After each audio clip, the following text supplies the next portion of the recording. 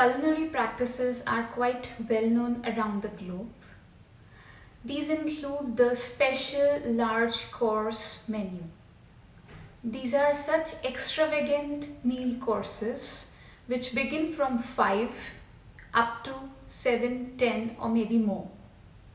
These are basically organized as a supper or a dinner in honor of someone or on a special day.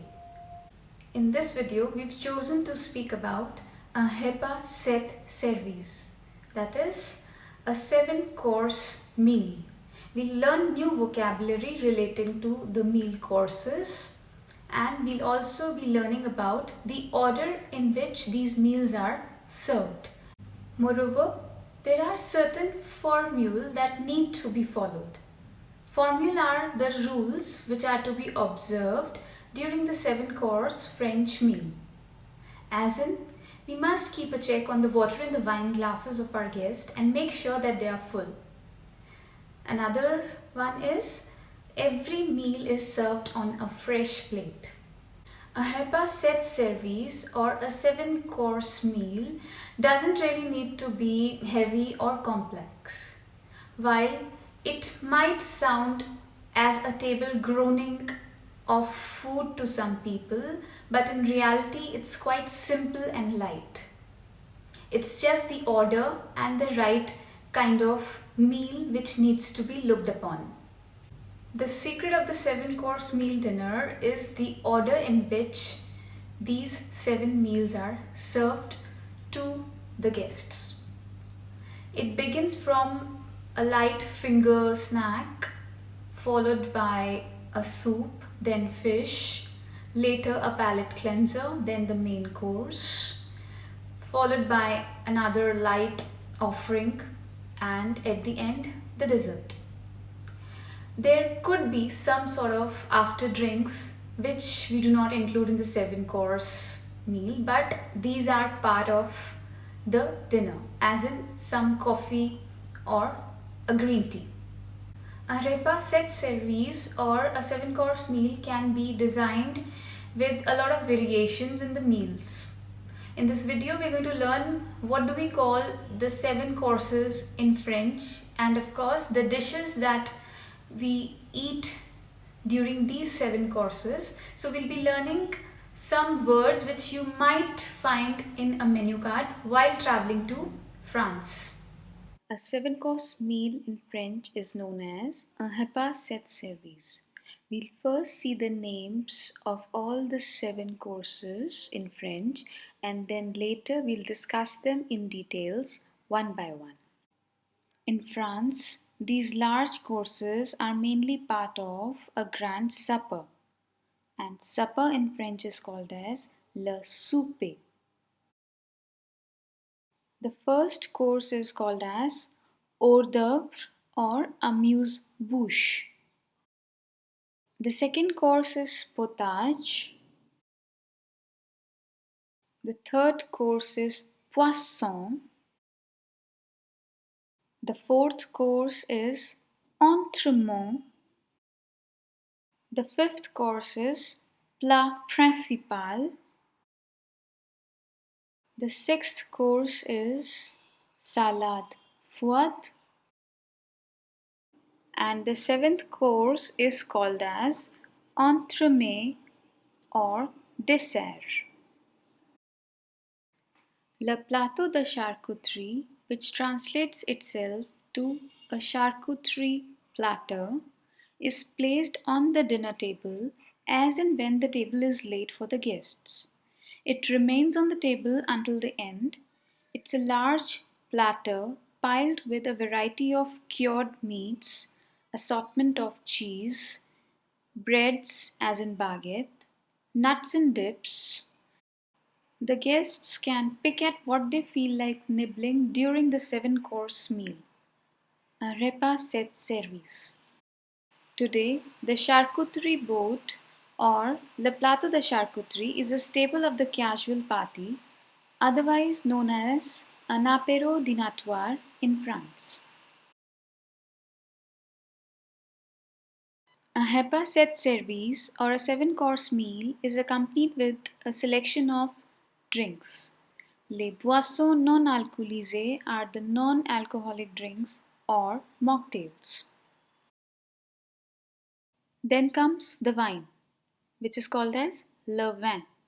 Wines in a French meal are inevitable and are often paired as per the dish being served. The rule of thumb is to pair wine with food that equals its intensity. A flavorful chicken recipe will go well with a light, spicy sweet white wine. A steak with a heavier sauce to a full bodied goes well with a strong red wine. Le vin rouge is the red wine and le vin blanc is the white wine. Then we have the beer, which in French is called as la bière. There are certain classic French meals wherein people might prefer to drink beer over wine, as in beer combines itself well with rich cheese, smoked meat, and a few French delicacies like foie gras and meat terrine. The after drink coffee or la café is sort of the rigor, the only civilized way to end a meal. Coffee comes after dessert, which can also be a tiny espresso shot. Few people, after the seven-course French meal, might prefer to have a cup of tea over coffee. The dishes in French are called as les plats. Now let's have a look at what makes a repas sept service. The first course served as a part of French meal is called hors-d'œuvre or amuse-bouche, which is basically a kind of snack. We also call them as canapés, which can be both finger food before the formal meal or a standalone meal. Hors-d'œuvre will always be followed by a full-fledged meal. Canapé is a bite-sized food served at parties and formal do's while the drinks are being served. Like so many culinary terms, this one too is from the French meaning the first course. Hors d'oeuvre can be both hot and cold. There are a few general categories of hors d'oeuvre. Canapés are a type of hors d'oeuvre constructed of a base of bread, pastry, cracker, or something similar with some sort of spread, such as flavored cream cheese or butter, and then a topping. The topping can be practically any sort of meat, seafood, vegetable, fruit, and so on. Another sort of hors d'oeuvre would be small items served on a skewer, stick, or toothpick, such as grilled shrimp or cheese and fruit kebabs. The second course is potage. A potage is a category of thick soups, stews, or porridges, in some of which meat and vegetables are boiled together with water until they form a thick mush. Usually, French people prefer taking the classic French onion soup, and in French we call it la soupe à l'oignon. French onion soups have been popular at least as far back as Roman times. The modern version of the soup originates in Paris in the 18th century, made from beef broth and caramelized onions, and it's often served gratiné with croûtons, or a larger piece of bread covered with cheese floating on top. The French onion soup may be served as a meal in itself or as one of the initial courses of a supper. It is also termed as gratiné parisien. The third course is generally a fish preparation. So it's a fish course and is called as Poisson. One can experience the third course, Poisson, through a selection of various fish dishes. One of the most famous is le saumon poché à la sauce mousseline, which translates itself to poached salmon with mousseline sauce. Mousseline sauce is a luxuriously rich derivative of hollandaise sauce. Whipped cream is folded in at the end to create an extremely light, fluffy, and elegant sauce. This was one of the dishes which can tell what the dining experience was like on the famous Titanic. It's important to know a bit of the culinary history of the time.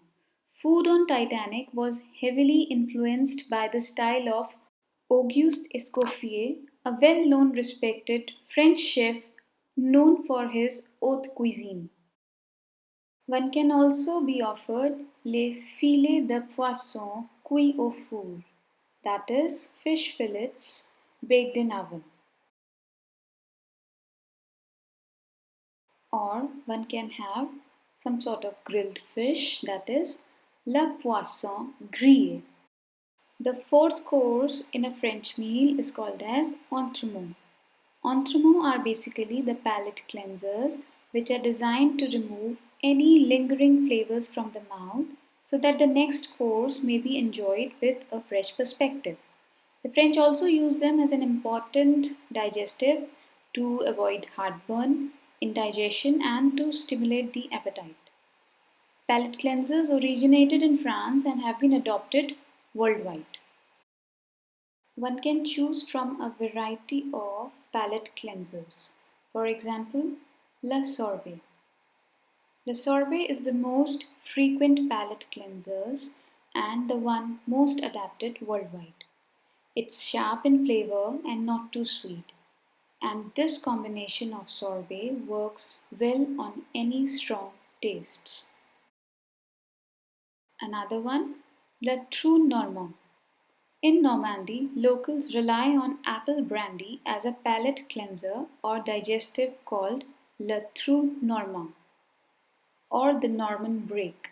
The drink is more often be served as a sorbet than a hefty shot of alcohol.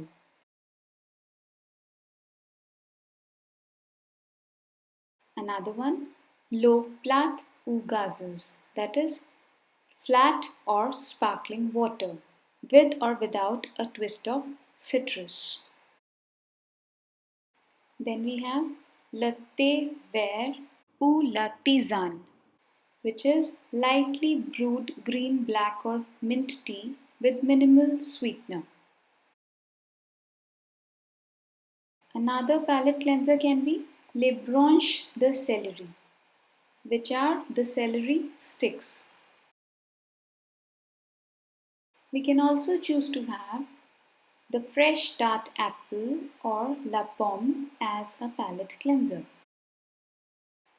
Well, this was about the fourth course. Now, moving on to the fifth course, that is le plat principal, which is the French main course and is always some kind of roast. So let's check le plat principal, les cuisses de poulet et pommes de terre au four. Well, these are chicken thigh or legs with potatoes baked in an oven and is one of the most promising main course of the French meal. Or as le plat principal or the main course, we can also have magret de canard rôti, that is a roasted duck magret. Duck is quite commonly eaten in French cuisines. It is a high fat, high protein meat rich in iron. Like all poultry meat, the meat is categorically classed as white meat, and this course mainly comprises of white meat. Then we have the sixth course of the French meal, which is normally a light offering in a form of cold salad and is called as salade froide. We can have a variety of cold salads or salade froide. For example, la salade de thon aux légumes. Thon is tuna fish, so it's a cold salad made of tuna and vegetables. Then we can also have salade de riz froide, which is a cold rice salad with a blend of different vegetables. Or we may choose to have salade de pâtes au pesto, which is pasta salad in pesto sauce. The most admirable of all the courses is the last one, which is Entremets or dessert, are the sweets. There can be a very wide selection of sweets, but we've chosen to take the ones which are the most famous in France. For entremet, let's first check charlotte. A charlotte is a classic French molded dessert. It can be served cold or can be baked and served hot. Bread sponge cake or buttered cookies are used to line a mold, which is then filled with a fruit puree or custard. It can also be made using layers of breadcrumbs. For hot charlotte, like apple charlotte, the mold is lined with buttered bread and filled with sauteed spiced apples and then baked. It can be served hot, warm, or chilled. La crème brulée. At its most basic, crème brulée is a creamy pudding-like baked custard with a brittle top of melted sugar. The melted sugar crust is slightly warm or room temperature when served, but the custard below is cold.